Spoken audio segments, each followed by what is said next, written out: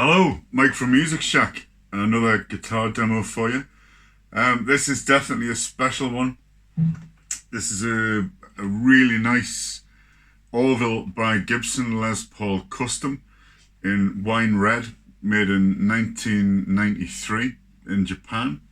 You probably know about Orvilles and Orville by Gibsons. This is a Gibson licensed, Gibson designed Les Paul custom, made in Japan for the Japanese domestic market back in 1993.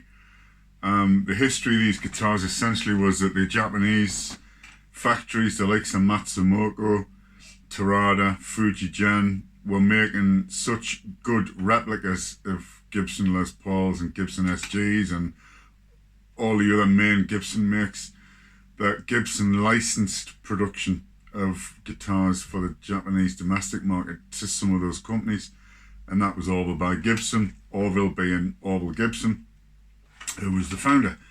So Orville by Gibson on the headstock, large open book headstock, same as a Gibson Les Paul, mother of pearl, same decal.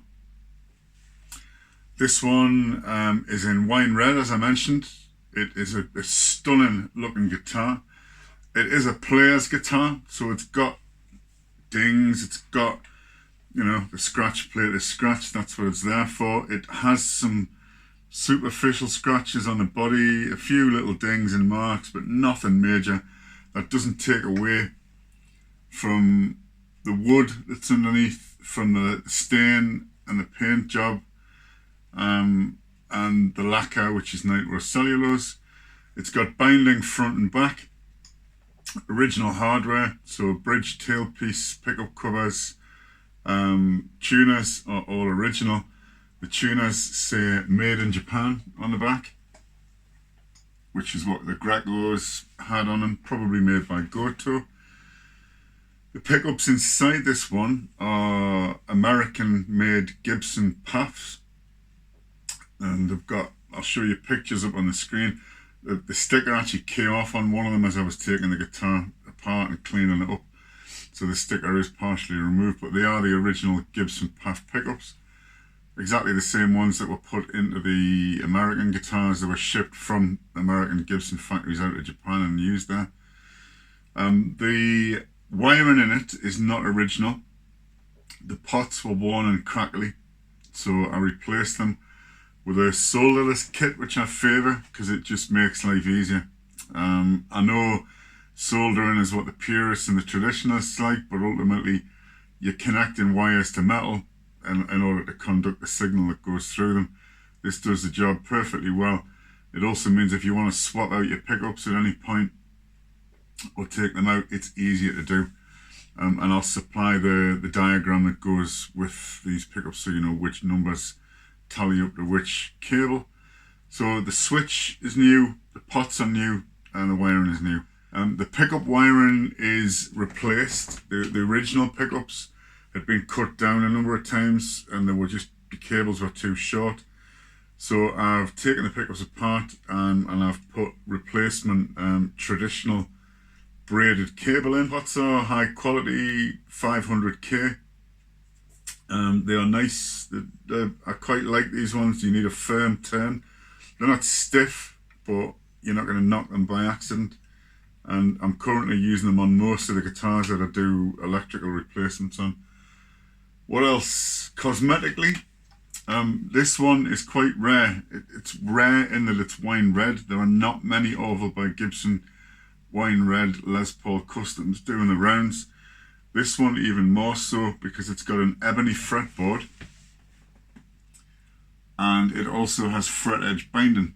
So the original fret edge binding. The majority of the Orville by Gibsons don't have it. I've had quite a few through.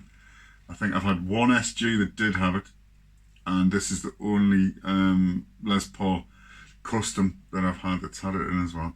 So quite a rare guitar. Before I get on to demoing the guitar, I think I've told you everything that there is to tell you about it. I'll show you the case. This is the original case that this guitar was issued in when it was manufactured and sold way back in, made in 93, so it might have been sold 94, 95. It's a fairly standard Les Paul hard case. but it's got the Orville by Gibson branding on it, which would have been done in the Japan factories.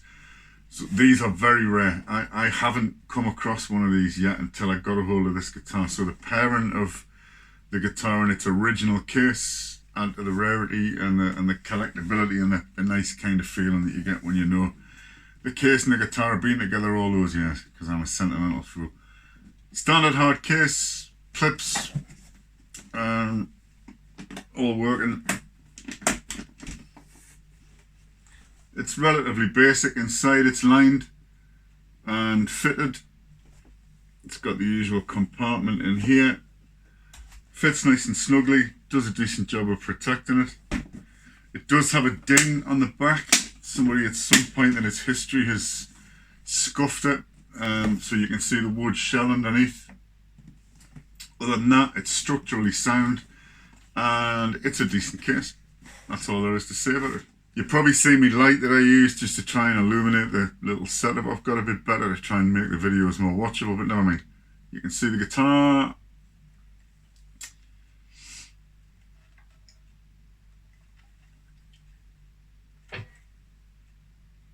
See the back, you can see my monitor. Obviously this is all done on a computer. And that's it. It's got some buckle rash on the back. It's not too bad, but it's clearly been a guitar that's been used and loved and played. And by that I don't mean it's battered. It's not by any stretch of the imagination, you can see that, but nor has it been kept in its case and looked at. There's a ding that's gone right through to the woodwork here. It isn't particularly deep, but you can see it. A few marks on the neck, so a few indentations which are fairly common. Headstock's in great condition. It's got usual little chips on the corners and whatnot up there. The neck is true. Difficult to show in a video, but... And in terms of service work, obviously the guitar's had its electrics replaced. When the pots are put in, I clean them with contact spray to make sure that they don't crackle and that they've got a nice easy glide. The neck has been oiled with lemon oil. The frets have been very carefully cleaned with a fret guard and wire wool. The body's been cleaned and polished with Cornuba wax and buffed. And it'll be cleaned and polished again before it's sent out for anybody that buys this. It's heavy. It weighs, I think, about 4.8 kilos. I will check and put it on the listing, but it's a proper Les Paul custom, no weight relief, no chambers, all guitar. And that's it, that'll do, enough talking. No leads today. I've finally splashed out and got a wireless transmitter. Fairly basic demo as usual, just to show you how the guitar sounds.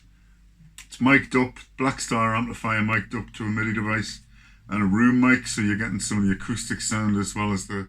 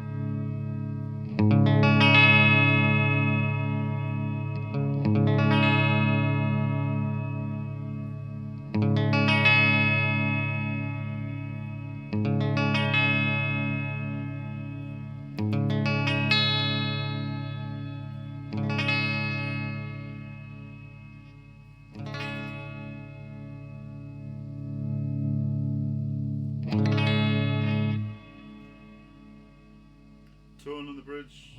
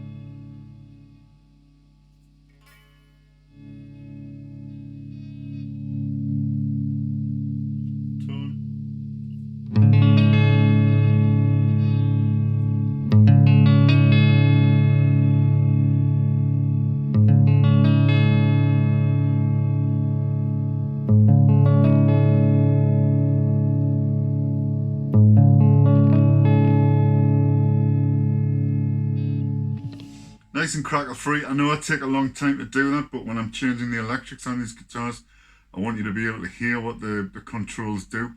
So you've got quite a responsive, you got quite a while to dial down before you get right down to quiet, but there's lots of control there.